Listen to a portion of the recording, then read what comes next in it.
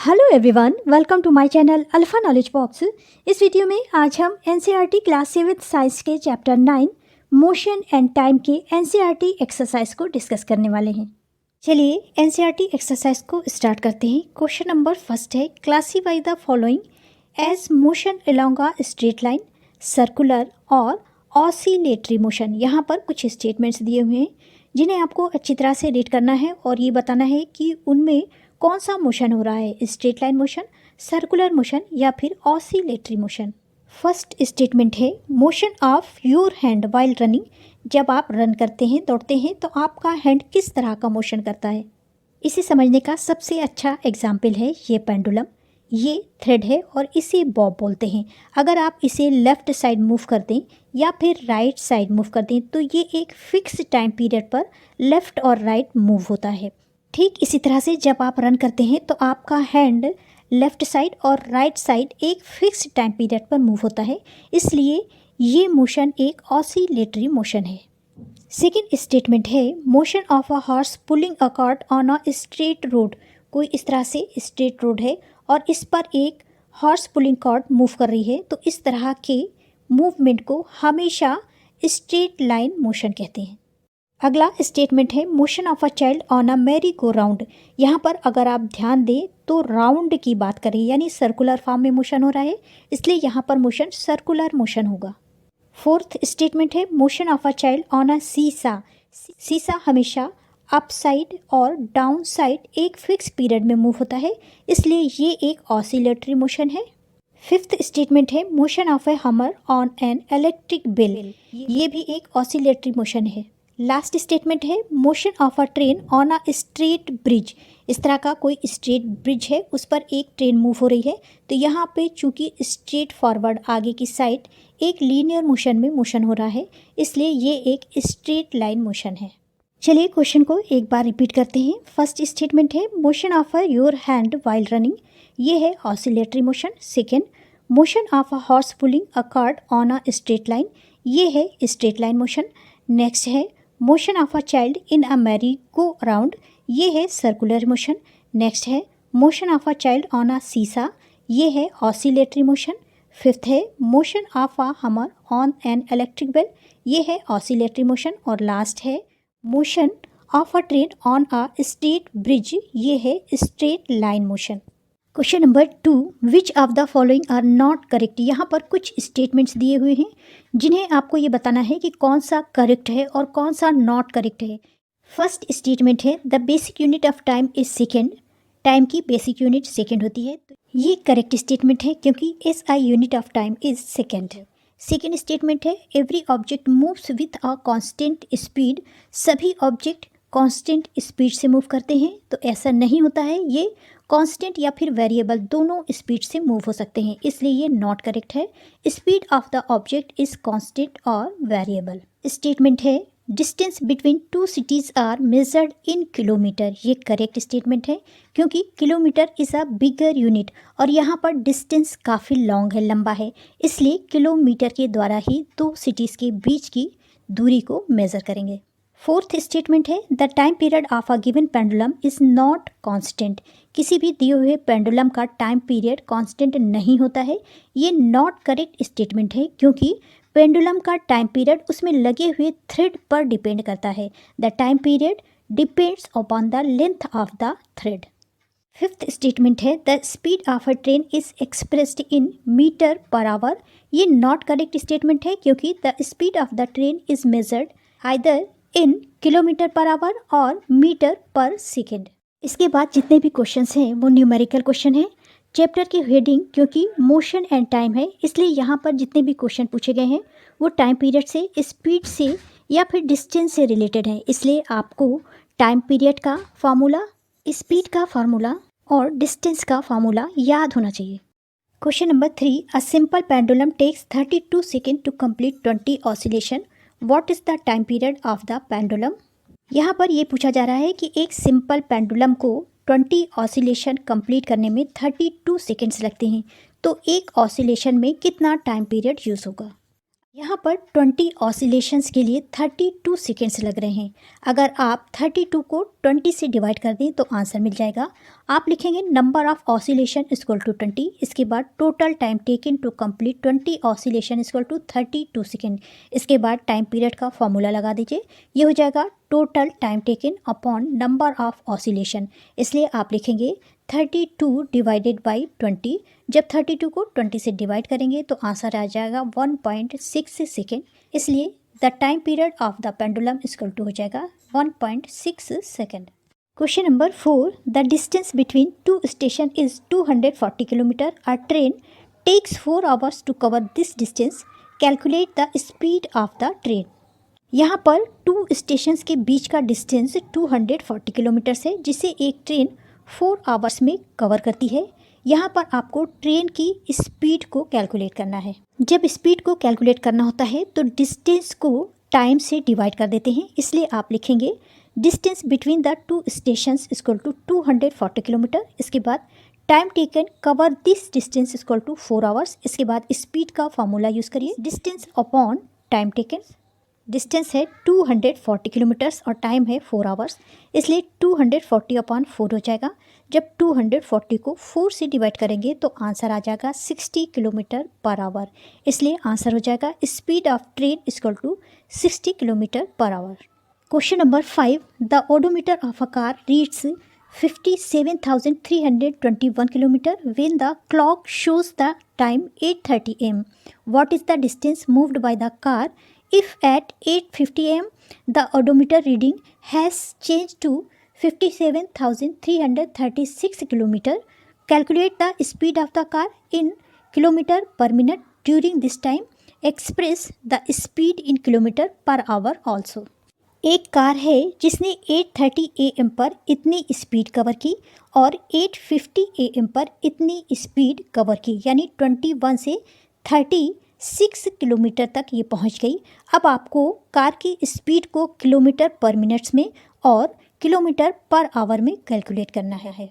इस क्वेश्चन को सॉल्व करने के लिए ओडोमीटर की फाइनल रीडिंग को इनिशियल रीडिंग से माइनस कर दीजिए, जिससे डिस्टेंस निकल आएगा। इसके बाद स्टॉप टाइम को स्टार्ट टाइम से माइनस कर दीजिए, जिससे आपको टाइम पता चल जाएगा। और जब स्पीड निकालते हैं तो डिस्टेंस अपॉन टाइम करते हैं, जिससे आपको इस क्वेश्चन का सलूशन मिल जाएगा। सबसे पहले आप लिखेंगे initial reading of the odometer of the car equal to 57,321 kilometre. इसके बाद final reading of the odometer of the car equal to 57,336 kilometre distance covered by the car. अब इस रीडिंग को इस रीडिंग से माइनस कर दीजिए। यहाँ पर आप लिखेंगे final reading of the odometer of the car minus initial reading of the odometer of the car. ये हो जाएगा 57,336 माइनस 57,321 इक्वल टू हो जाएगा 15 किलोमीटर, यानी डिस्टेंस हो गया 15 किलोमीटर। इसके बाद आपको टाइम निकालना है। टाइम के लिए आप लिखेंगे the given car start at 8:30 AM and stop at 8:50 AM। इसलिए हो जाएगा time taken by the car to cover the distance is 8:50 minus 8:30। ये हो जाएगा मिनट्स में 20 मिनट्स।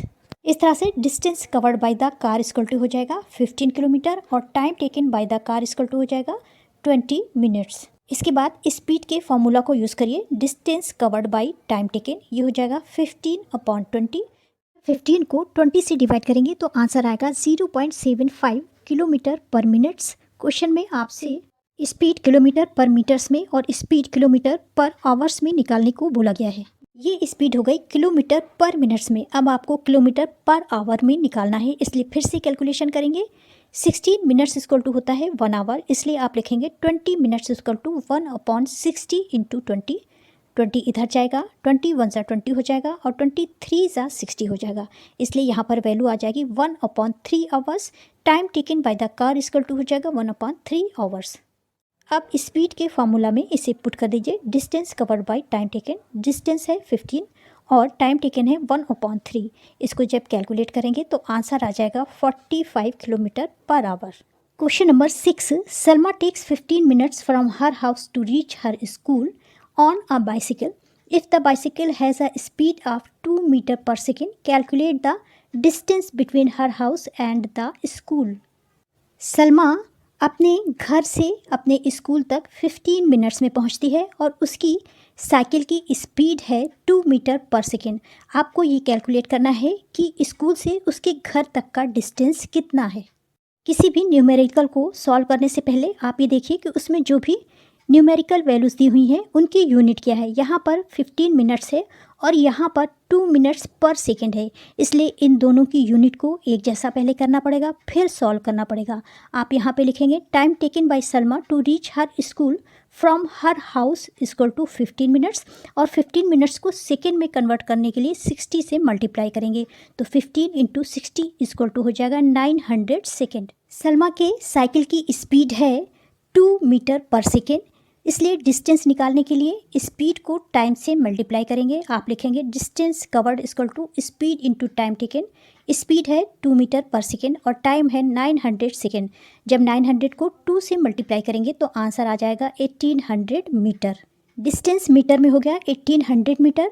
अब अगर इसको किलोमीटर में कन्वर्ट करना है तो 1000 मीटर इक्वल टू होता है 1 किलोमीटर, इसलिए 1800 मीटर इक्वल टू हो जाएगा 1/1000 इंटू 1800। जब इसे कैलकुलेट करेंगे तो ये आ जाएगा 1.8 किलोमीटर, इसलिए distance between her house and the school equal to हो जाएगा 1.8 किलोमीटर।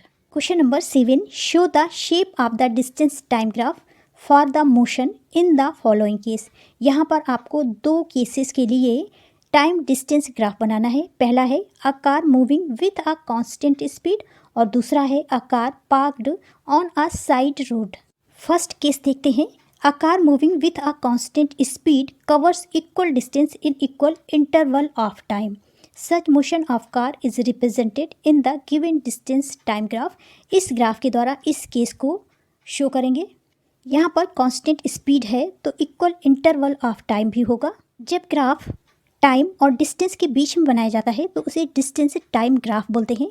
यहाँ पर ये लाइन जो है ये कार के मूवमेंट को शो कर रही है और एकदम स्ट्रेट है, यानी यहाँ पर स्पीड कांस्टेंट है और टाइम इंटरवल भी इक्वल है। दूसरा केस है कि कार पार्क्ड है रोड के साइड में।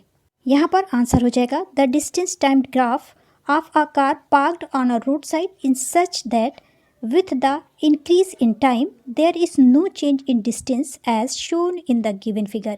इस फिगर को देखिए, यहाँ पर टाइम इंक्रीज हो रहा है लेकिन डिस्टेंस में कोई चेंजेस नहीं है क्योंकि कार स्टिल है, वो अपनी जगह पर रुकी हुई है, पार्क्ड है, इसलिए यहाँ पर टाइम का मूवमेंट दिखाया जाएगा लेकिन डिस्टेंस में कोई भी तरह का मूवमेंट नहीं दिखाया जाएगा। Question number 8, which of the following relation is correct. यहाँ पर स्पीड के कई फार्मूला लिखे हुए हैं, इनमें से कौन सा करेक्ट है ये बताना है। पहला है speed equal to distance into time, second है speed equal to distance upon time, तीसरा है speed equal to time upon distance और फोर्थ है speed equal to 1 upon distance into time.